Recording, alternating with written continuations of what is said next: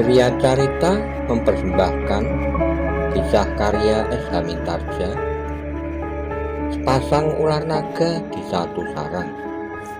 Selamat menikmati. Salam Daya.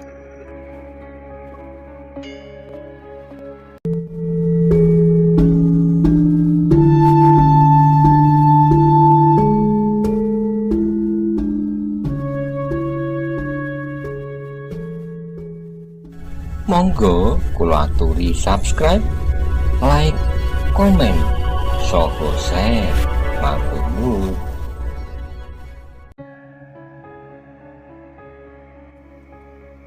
Anak-anak, berkata Nyai Buyut kemudian, kalian benar bahwa saat itu ada gangguan-gangguan kecil yang kadang-kadang menjamah pedukuhan ini.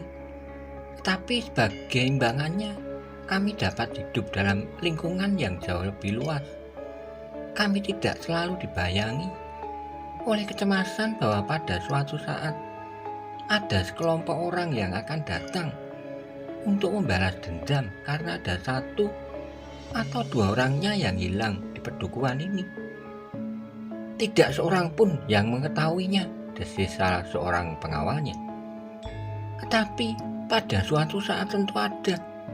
Karena itu, marilah cara hidup ini kita hentikan. Kita akan berusaha menjalin kehidupan yang lebih baik. Kawan-kawanmu sebaiknya perlu mendapat penjelasan. Aku sendiri tidak jelas apakah yang harus aku lakukan, desis yang lain.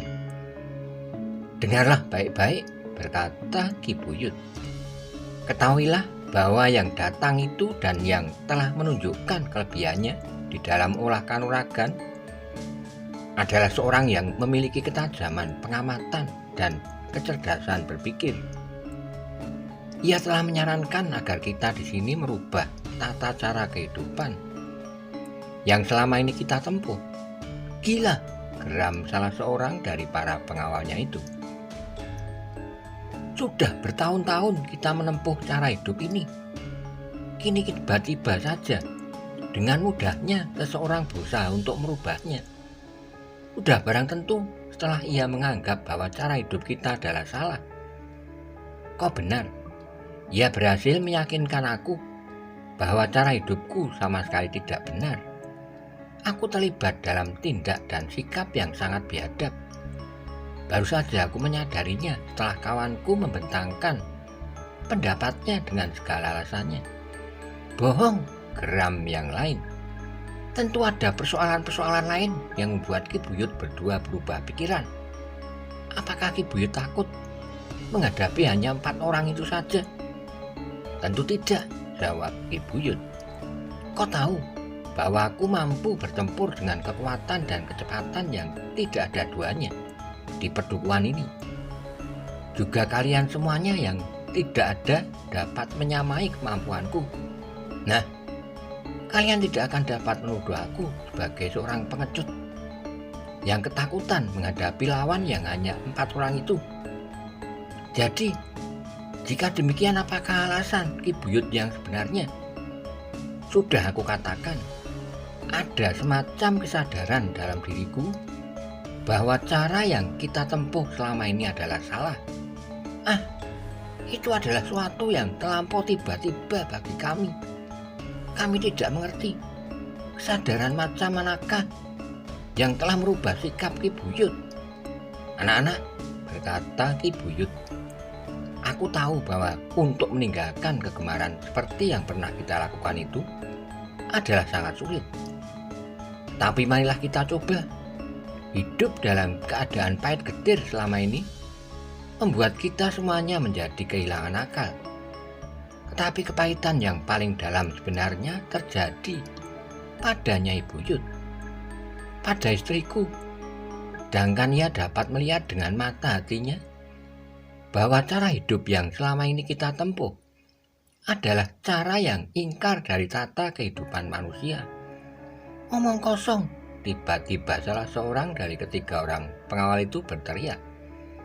Aku tidak percaya. Kita sudah menempuh cara yang benar, cara yang paling baik. Dalam ketegangan itu tiba-tiba anak muda yang baru sadar dari pingsannya berkata, "Rasa-rasanya memang ada sesuatu yang pantas dipikirkan saat ini. Baru saja aku sadar dari pingsan, tetapi rasa-rasanya baru saja aku sadar dari tidur yang pulas, tetapi yang dibayangi oleh sebuah mimpi yang sangat buruk." "Diam kau," bentak salah seorang pengawal. "Dengarlah, aku akan berbicara sedikit lagi. Agaknya memang masih ada tata cara hidup yang lebih baik dari tata cara hidup kita sekarang." "Tidak!" teriak salah seorang dari ketiga pengawal itu. "Membunuh adalah kesenangan yang dapat mendatangkan kebahagiaan. Dengan demikian kita akan dapat melihat kesan dari berpuluh-puluh wajah, dari orang-orang yang mengalami berbagai macam perasaan menjelang saat-saat kematian.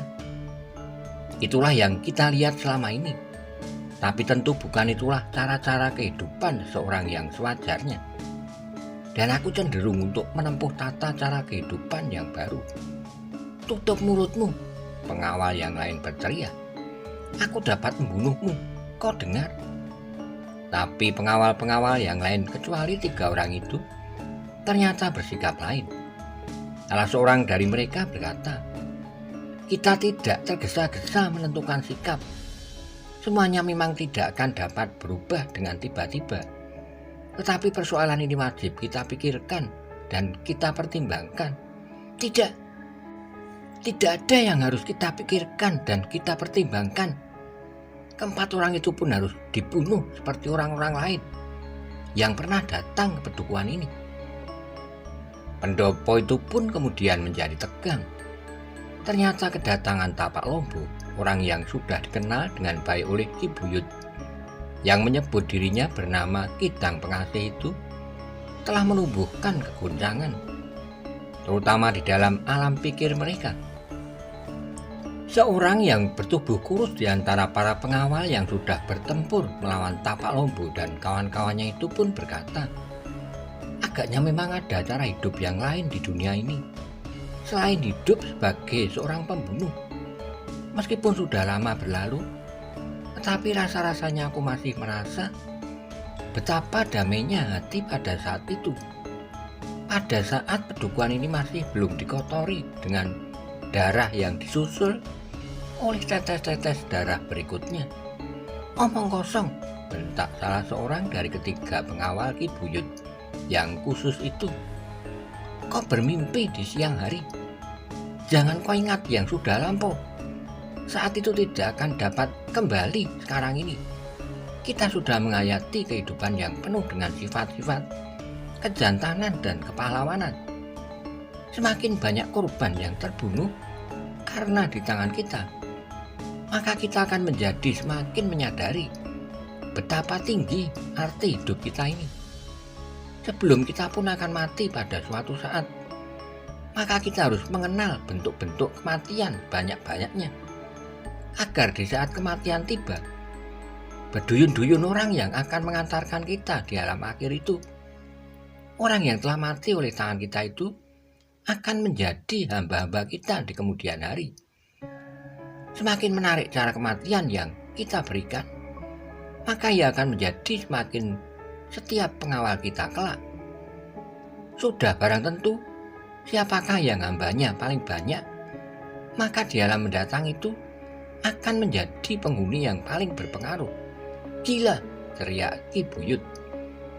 "Mimpimulah yang paling berbahaya. Kita semuanya belum pernah melihat kehidupan yang akan datang, tapi sudah barang tentu tidak akan terjadi seperti yang kau katakan. Setiap pembunuhan adalah kesalahan yang mendatangkan hukuman. Hukuman aku akan berkurang jika kita berbuat baik bagi sesama." "Oh," tiba-tiba ketiga orang pengawalnya tertawa berbareng. "Sejak kapan Ki Buyut mengenal kebajikan dengan memperbandingkan perbuatan baik dan buruk? Jika benar demikian, maka kesalahan Ki Buyut tidak akan dapat ditebus dengan berbuat baik sepanjang sisa umurmu. Gila, aku pun tidak tahu yang sebenarnya. Tapi aku berpendapat bahwa kita tidak boleh lebih lama lagi dibayangi oleh tata cara hidup yang gila ini. Ia berhenti sejenak lalu, sekarang dengarlah, aku perintahkan kalian berbuat lain daripada perbuatan-perbuatan yang terkutuk yang pernah kalian lakukan. Kita akan memikirkan bentuk kehidupan yang akan kita jalani kelak.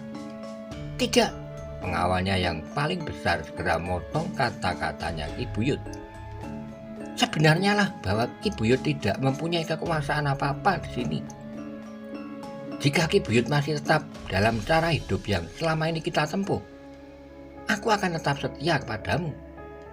Tapi jika kau ingin merubah tata cara kehidupan yang saat ini kita lakukan, maka akulah yang akan menentang pertama-tama. Gila, teriak Ki Buyut. Jika aku tidak berkuasa di sini, istrikulah yang memiliki kekuasaan itu. Karya adalah anak Ki Buyut yang sah. Tidak, justru ia adalah anak durhaka. Ia telah meminjam tanganmu membunuh ayahnya yang telah membesarkannya. Tidak, tidak, Nyai Buyut berteriak. Ia bukan ayahku, dan ia selalu menghantuiku siang dan apalagi malam. Orang yang bertubuh kekar itu membantah. Omong kosong, kalian sudah bersekongkol untuk membunuhnya dan kemudian mengambil alih kekuasaan di sini untuk melakukan kegilaan ini. Aku sudah terseret dalam tindakan-tindakan yang mula-mula aku anggap sebagai tindakan yang paling gila. Tapi ketika aku menjadi tertarik sekarang ini, kalian mencoba untuk menghentikannya. Ia berhenti sejenak lalu. Tidak, aku tidak mau. Ki Buyut masih harus tetap dalam sikap dan perbuatan seperti yang pernah kita lakukan bersama. Bagaimanapun juga, akulah buyut di sini, bentak Ki Buyut tidak kalah garangnya. Sah atau tidak sah, tetapi kini akulah yang diakuinya. Meskipun demikian, jika kau mengungkap saluran kekuasaan atas pedukuhan ini, maka aku pun akan bertanya, siapakah kalian sebenarnya? Dan sejak kapan kalian berada di pedukuhan ini menjadi pengawalku? Sekarang kalian tidak akan dapat membusungkan dada. Kalian tetap budak-budakku di sini.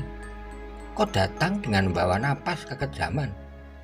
Dendamku kau rabuk dengan sifat-sifat liar dan buasmu itu, sehingga terjadilah kehidupan yang sama sekali tidak mencerminkan kehidupan seorang manusia yang mengenal peradaban betapapun terbelakangnya. Omong kosong, bentak pengawal yang lain. Sebenarnya lah bahwa kami bertigalah yang berkuasa sampai sekarang. Kekuatan dan kemampuan kami adalah lambang dari kekuasaan kami. Siapa yang menentang kami akan berarti maut. Maut lewat jalan yang paling mengerikan yang belum pernah kita lakukan di sini. Mungkin dengan cara-cara baru yang akan segera dapat aku temukan.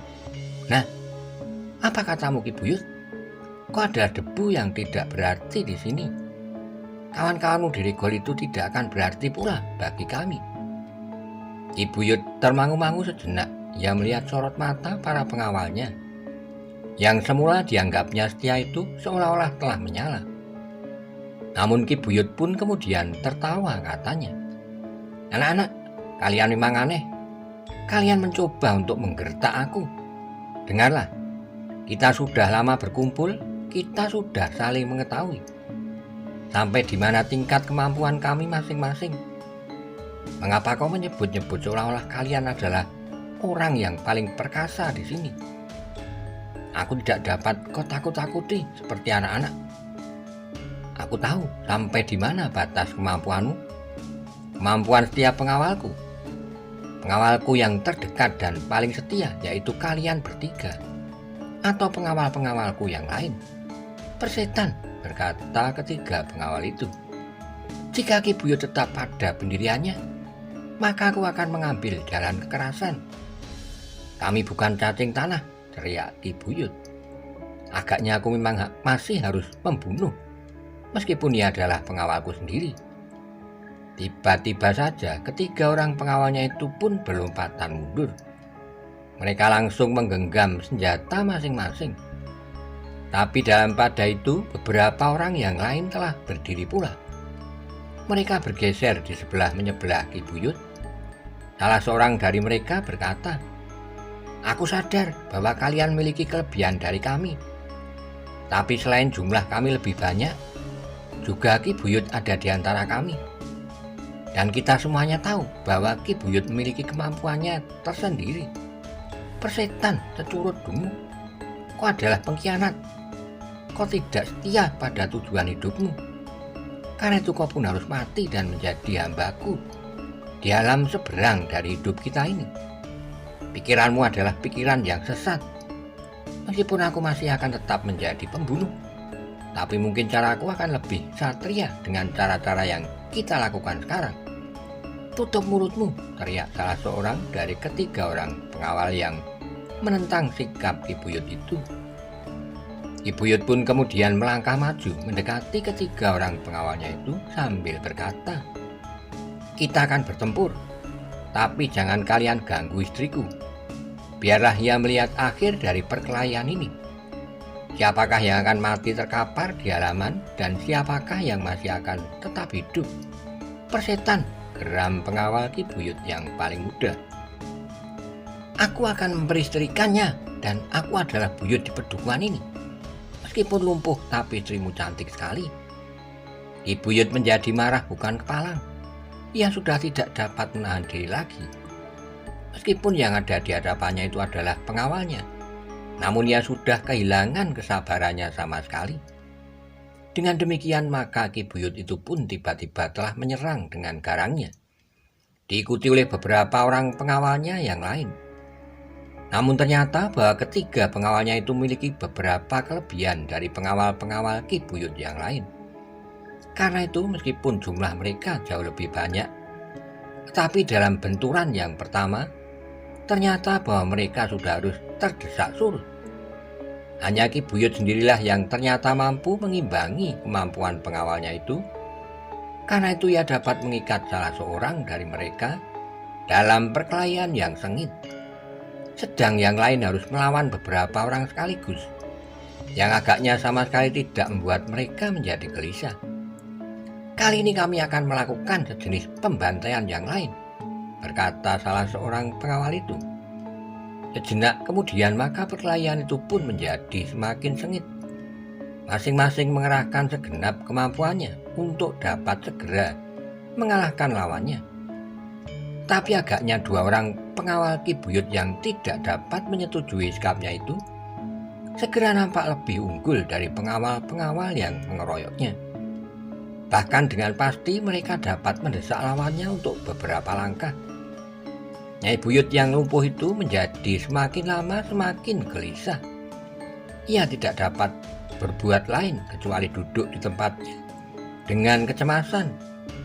Apalagi ketika ia melihat pengawal-pengawal yang masih tetap setia pada Ki Buyut mulai terdesak. Meskipun demikian, namun pertempuran itu agaknya masih akan berlangsung lama. Masing-masing tentu akan tetap bertahan sampai kemungkinan yang terakhir. Sebab mereka masing-masing menyadari bahwa mati di dalam perkelahian itu akan jauh lebih baik daripada mati di belakang tembok yang menyekat halaman Ki Buyut itu. Karena itulah, maka agaknya ketiga orang pengawal yang memiliki kelebihan itu pun tidak segera dapat mengalahkan lawan-lawan mereka. Dalam pada itu tiba-tiba saja salah seorang dari ketiga pengawal yang melawan Ki Buyut itu mendapat pikiran untuk mempercepat perkelahian. Jika ia berhasil menangkap Nyai Buyut dan mengancam akan membunuhnya, maka Ki Buyut tentu akan berhenti bertempur. Meskipun demikian, ia tidak segera dapat melakukannya. Ia masih harus menunggu kesempatan yang sebaik-baiknya. Namun dalam pada itu setiap kali pun selalu berpaling memandang Ki Buyut yang sedang berkelahi melawan salah seorang dari mereka, dan kemudian mandang Nyai Buyut dan duduk dengan gelisah. Sementara itu perkelahian pun menjadi semakin ramai. Di muka Regol, Tapalombo yang tidak mendengar pembicaraan orang-orang di pendopo itu seluruhnya menjadi bingung. Ia sudah menduga bahwa telah terjadi perbedaan sikap dan pendapat. Namun perkelahian yang dahsyat itu benar-benar telah sangat menarik perhatiannya. Kakang Sunggarwatang masih tetap seorang prajurit yang memiliki kelebihan, berkata Tapak Lombo. Tetapi lawannya juga mampu bertempur dengan gagahnya, sahut salah seorang lawannya. Tapak Lombo termangu-mangu sejenak, kemudian berkata, ketiga orang itu memang mencurigakan. Menilik sikap, tutur katanya, ia memang mempunyai kelainan dengan orang-orang Pedukuhan ini. Mungkin mereka adalah pendatang seperti Kakang Sunggarwatang, desis Tapak Lombo kemudian. Namun mereka pun terdiam ketika mereka melihat perkelahian menjadi semakin seru. Agaknya mereka tidak lagi dapat mengekang diri. Mereka bukan lagi sekedar berkelahi untuk memaksakan pendapatnya, tapi mereka sudah benar-benar berusaha untuk saling membunuh. Sementara itu, salah seorang dari ketiga pengawal itu masih tetap dalam rencananya. Ia akan memaksa Ki Buyut berhenti dengan caranya. Kemudian ia akan dapat membunuh Ki Buyut dengan cara yang paling menyenangkan, yang belum pernah dilakukannya sampai saat terakhir. Mereka baru sering membicarakannya, cara itu, tetapi belum pernah melakukannya. Ia akan aku masukkan ke dalam sebuah jembangan yang sangat besar. Di bawah jembangan itu akan dinyalakan api yang tidak terlampau panas, sehingga tidak membunuhnya dengan segera. Aku akan mendapat kesempatan untuk melihat saat-saat yang paling menyedihkan di dalam hidup Ki Buyut itu sebelum kematian akan merenggutnya, berkata pengawal itu dalam hatinya. Tiba-tiba saja tersenyum sendiri. Sekali-sekali sambil bertempur, ia pun berpaling kepada Ki Buyut, kemudian kepada Nyai Buyut yang bukan saja gelisah, tetapi menjadi ketakutan. Tunggulah saatnya, berkata pengawal itu di dalam hatinya. Jika di dalam jembangan yang besar itu ditaburkan sedikit garam, asam dan gula kelapa, maka Ki Buyut akan menjadi hidangan yang lezat. Sementara itu Tapak Lombo memperhatikan perkelahian itu dengan seksama. Ia mulai cemas melihat pengawal-pengawal Ki Buyut yang lain menjadi semakin terdesak. Hanya Ki Buyut sendirilah yang mampu bertahan dengan giginya. Cepat selesaikan mereka, desis pengawal yang bertempur melawan Ki Buyut itu. Dengan sepenuh tenaga, kedua kawannya pun berusaha untuk segera menangkan pertempuran. Namun tiap kali seorang di antaranya selalu saja diganggu oleh rencananya yang dianggapnya akan sangat menyenangkan. Tapak Lombo dan kawan-kawannya yang menyaksikan perkelahian itu seolah-olah di luar sadarnya telah berjalan mendekat. Bahkan di antara mereka ada yang memungut sepotong kayu di halaman. Untuk apa? Bertanya kawannya. Jika kami harus bertempur, kayu ini akan dapat membantu di samping keling di tangan. Yang lain mengangguk-angguk, ia melihat pedang di tangan Tapak Lombo. Tapi mereka tidak dapat menemukan pedang semacam itu. Selera itu menarik sekali, desis yang seorang lagi. Ya, sahut yang lain, yang belum menemukan apapun juga. Tapi ia pun segera tersenyum sambil berkata, aku juga menemukan senjata. Dipungutnya sepotong besi yang tidak terlampau besar dan tidak terlampau panjang. Agaknya besi itu pun bekas senjata atau semacam sumbat kelapa, karena pada salah satu ujungnya agak pipih dan sedikit tajam. Kita tidak akan turut campur, desis Tapak Lombo. Biar apapun yang akan terjadi, kita adalah orang asing di sini. Bagaimanakah dengan Kakang Sunggarwatang? Jika ia kalah, mungkin kita akan benar-benar dibantai di sini, sahut salah seorang kawannya. Pintu itu masih terbuka dan kita akan dapat lari dari halaman ini. Demikian Sunggarwatang terbunuh. Kawan-kawannya menjadi ragu-ragu, salah seorang berdesis. Baiknya kita tidak membiarkan terjadi pembunuhan yang akan sangat mengerikan atas mereka. Tapak Lombo tidak segera menyaut, namun tiba-tiba saja ia malingkan wajahnya ketika ia melihat salah seorang pengawal yang berhasil melukai lawannya. Tiba-tiba benar-benar seperti orang yang kehilangan akal. Dicincangnya lawannya itu di hadapan pengawal yang lain yang menjadi sangat ngeri karenanya. Ternyata ketiga kawan-kawannya menjadi ngeri pula karenanya. Darah mancar dari lukanya dan bahkan kemudian tubuhnya pun menjadi tidak berbentuk lagi. Iblis, desis kawan tapak lombo. Yang lain berkata, kita akan mencegah pembunuhan berikutnya. Atau kita akan lari saja dari tempat ini. Yang seorang menyaut, mungkin aku sendiri tidak akan menjadi ngeri seandainya aku yang terbunuh seperti itu. Tapi untuk menyaksikannya benar-benar sangat menyinggung harga diri dan martabat kemanusiaan, meskipun aku juga seorang pembunuh. Tapak lombo berpikir sejenak, kemudian ia pun berkata, agaknya ketiga orang itulah yang telah mendorong dan menjerumuskan Sunggar Watang ke dalam dunianya sekarang. Jadi apakah yang akan kita lakukan? Selagi tapak lombo termangu-mangu, maka ia pun melihat sesuatu yang mencurigakan. Hampir di luar sadarnya, ia pun bergeser maju semakin dekat dengan arena perkelahian itu. Ternyata ketajaman mata tapak lombo tidak dapat dikelabuinya lagi. Karena itu, maka ia pun kemudian berdesis. Bukan saja kejam dan bengis, tapi agaknya mereka juga licik.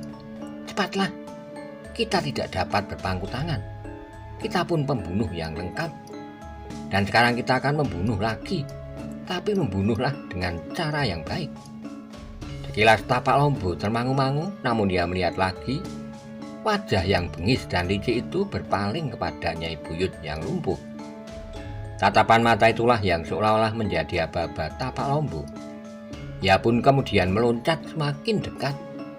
Tepat pada saatnya, maka tapak lombo melihat salah seorang dari para pengawal yang telah melawan Ki Buyut itu melompat ke arah Nyai Buyut yang lumpuh